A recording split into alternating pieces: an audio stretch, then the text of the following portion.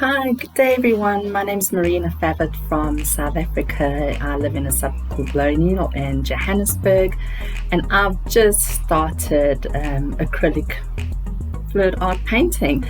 So I wanted to do this video just for the beginners out there like myself and the things that I've learned, the do's and the don'ts. I'm still struggling to do a proper blowout. I am a qualified hairdresser. I don't practice it anymore. And it's so different on paintings. I always end up with a very hard edge, or I have too much paint. I'm still trying to figure that out. But what I can tell you, the things that I've learned and that I got together and I realized this is a must. Firstly, is to protect your clothing. Wear an apron or wear paint clothes.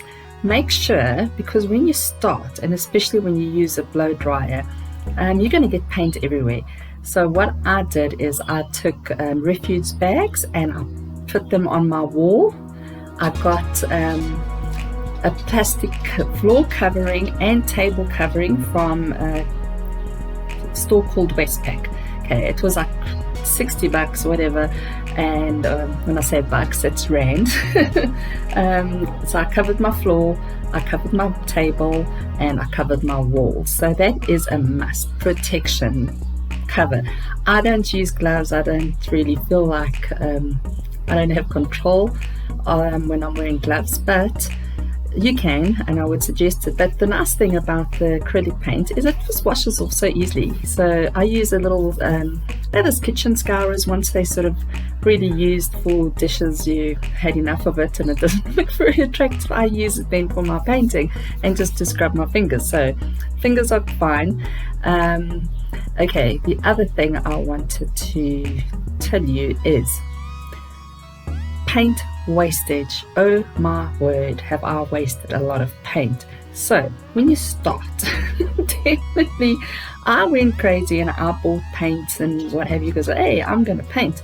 And you need to practice on cheap canvases, that's for sure. So I'm still using the cheap canvases. I buy them at the Crazy Store. For those of you who live in South Africa know the Crazy Store. I buy them at Builders Warehouse. I buy them at Westpac as well. And they're around about, okay, for example, these, I think, okay, here's a 30 centimeter ruler. There we go, 30 centimeter by 30 centimeter. I've got 6 of those. These at Builders, for the small one was 70 rand, half the size of that, and for this size was 72 rand. So look at your prices, guys. So I bought those, for example, at Builders for 72 rand each.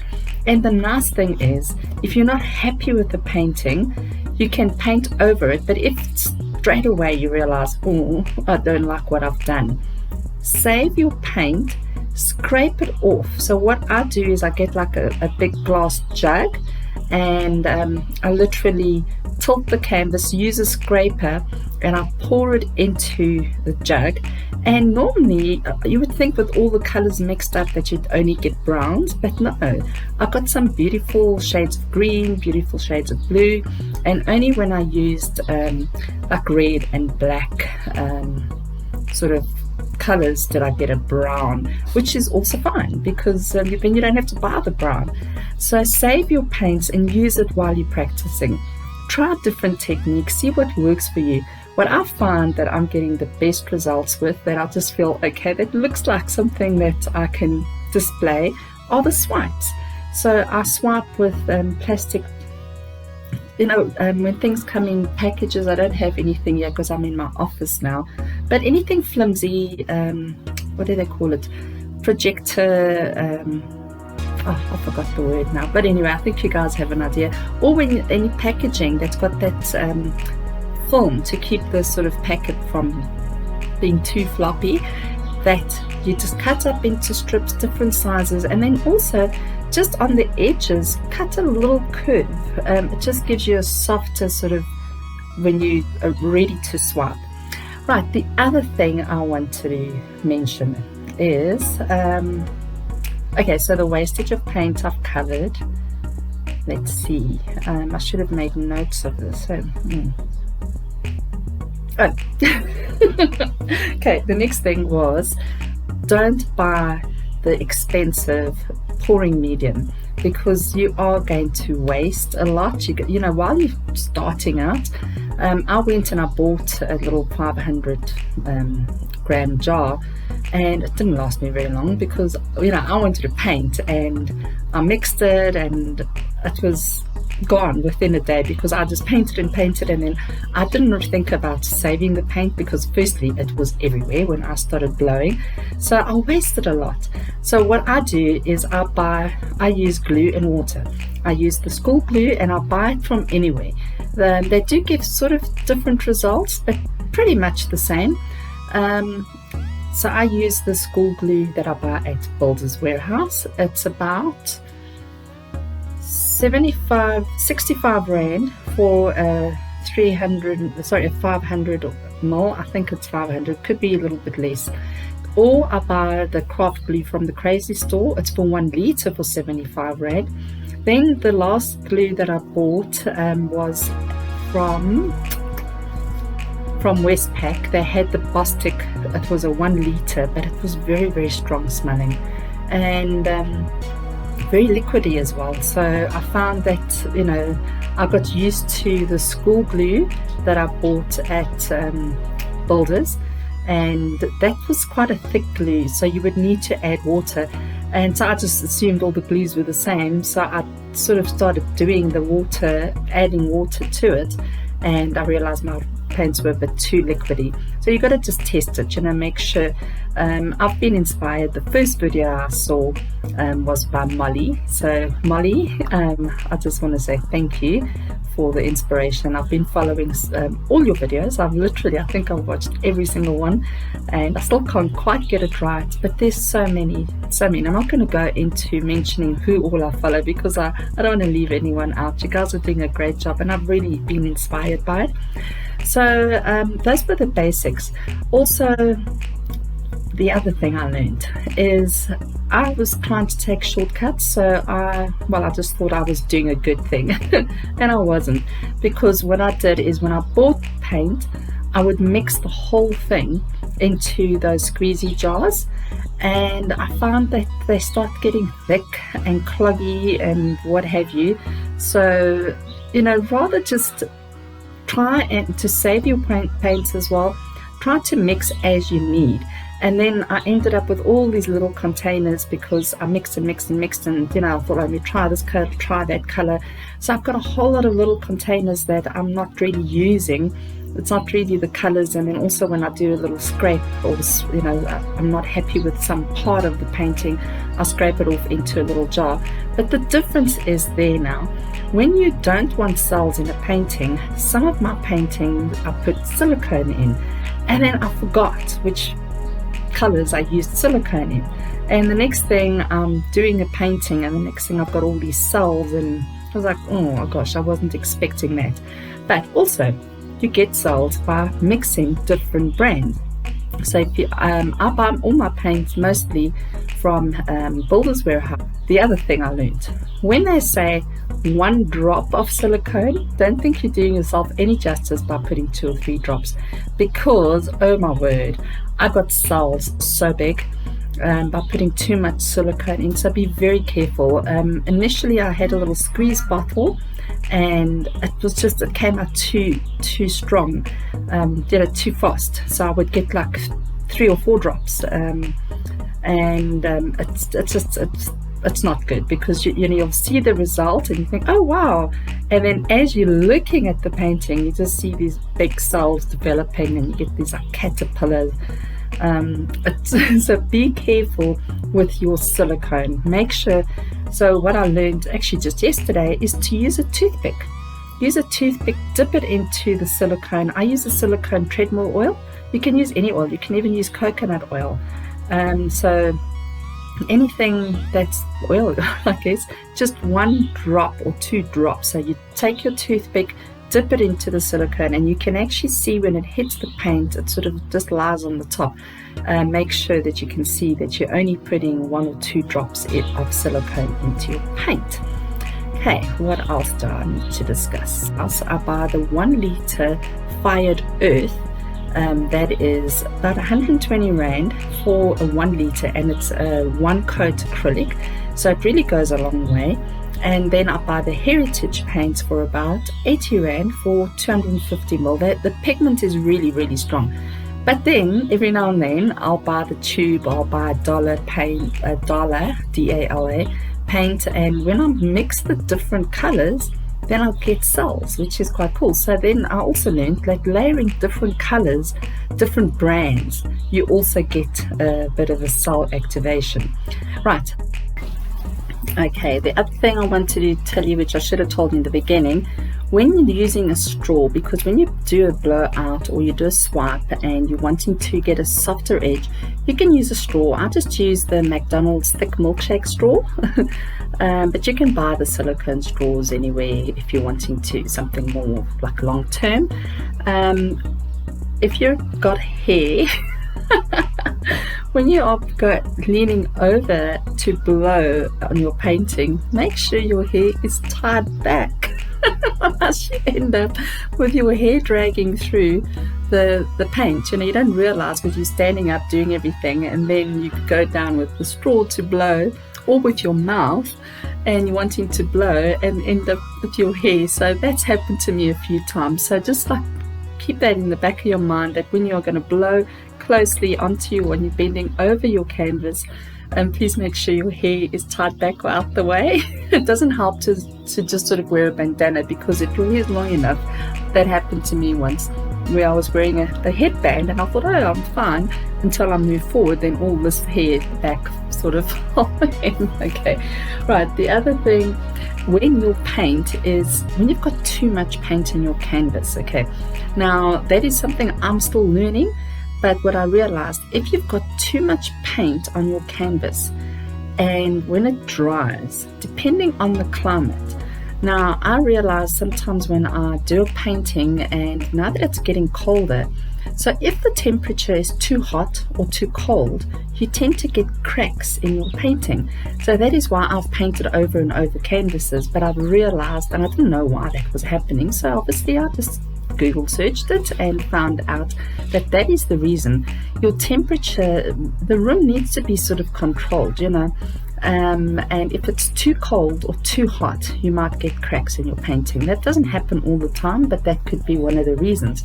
And also if your paint is too thick, if you've got a puddle in the middle, and when you know you've blown out the rest, but you've left like certain puddles in the middle or wherever, and it dries, the paint starts cracking in those sections. So make sure that your paint is evened out. Okay, let me think what else is there.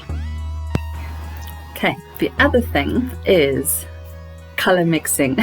Okay, I am a hairdresser and I should know these things, but you forget, you know, the basics. So when in doubt, go back to basics.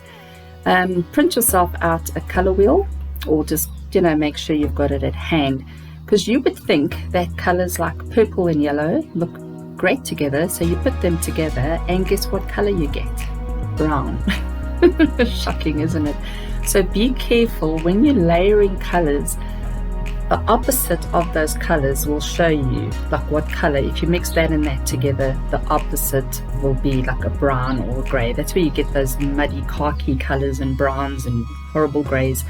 So be careful when doing that. Nothing wrong with mixing those colors, but what I would suggest, and what I've learned anyway, is when they do that, they put a bit of white in between. So you get a little bit of a brown or green tinge if you're mixing blue and yellow.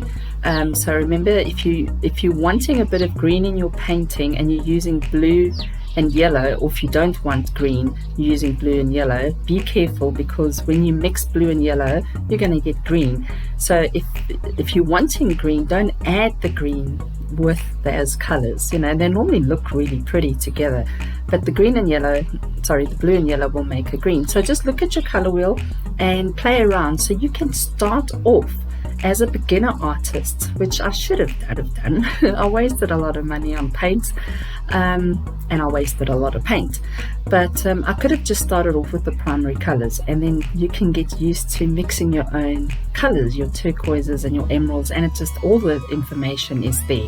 The other thing that I'm still in the process of learning, but is measure your paint. There is a paint calculator on the internet which you can measure your paint according to the size of canvas that you're wanting to cover. Now if you're wanting negative space on there, obviously you're going to need less paint.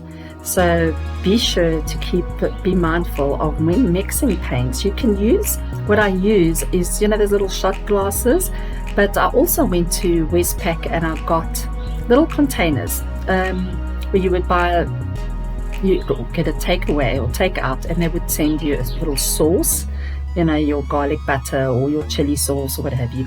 Those containers are perfect for saving paint and for mixing paint, and if you don't use it all, you can store it because it's got a little covering.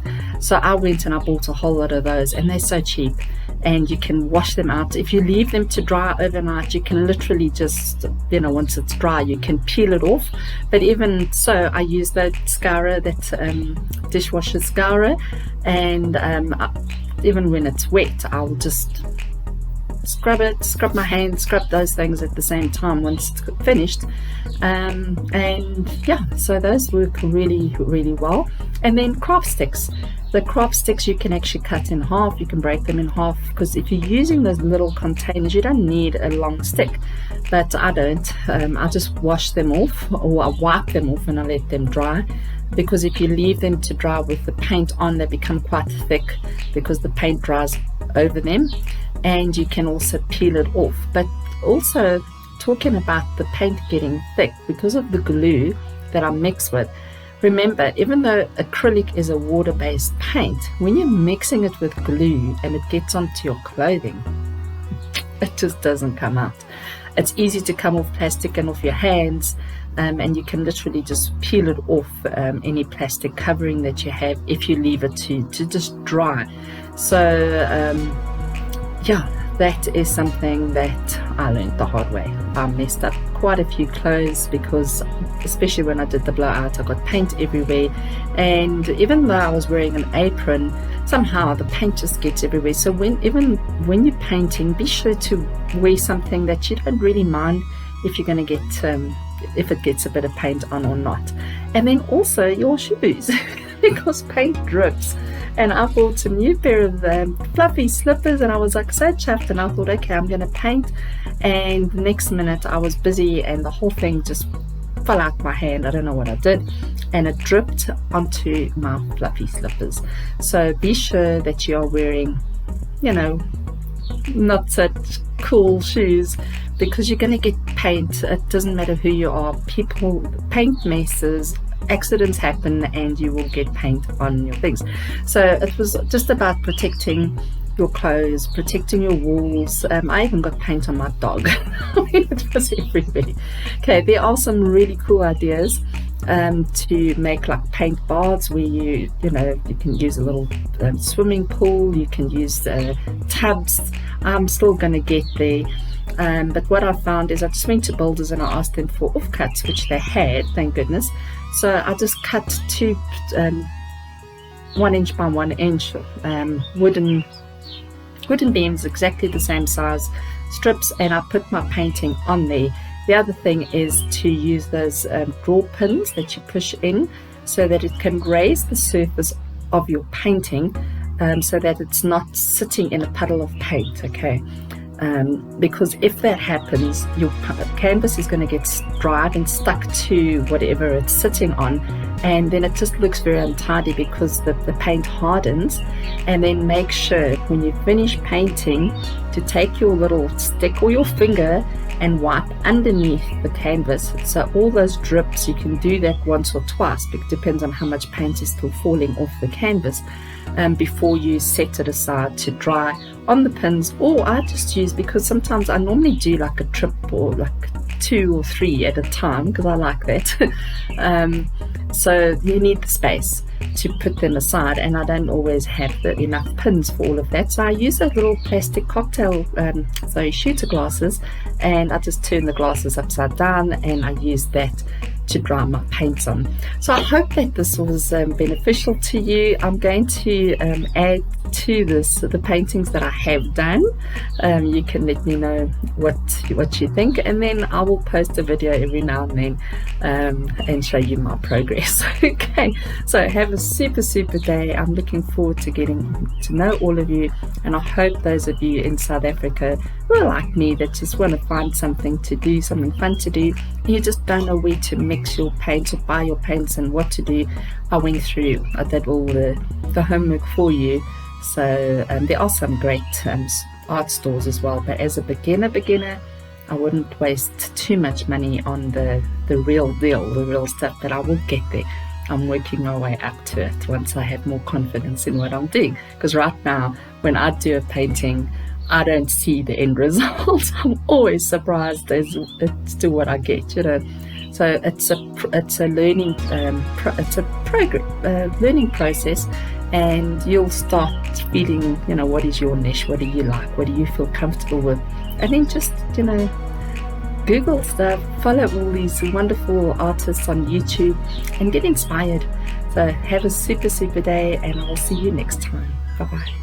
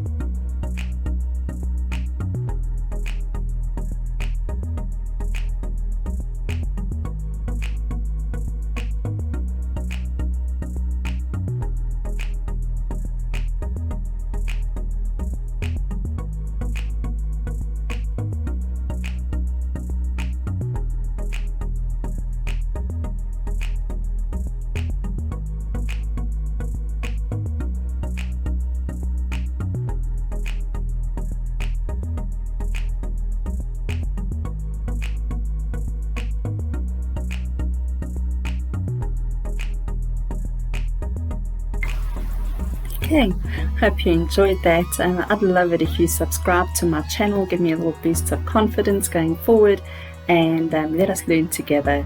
Let me know where you're chiming in from, if you're a beginner artist, if you're an artist, or you just love the journey, watching everyone else experiment and play around. So thank you very much. Go ahead, hit that like, paint in my little like button, and comment, like, share, and subscribe to this channel so that you can get updates as I post them. Thank you.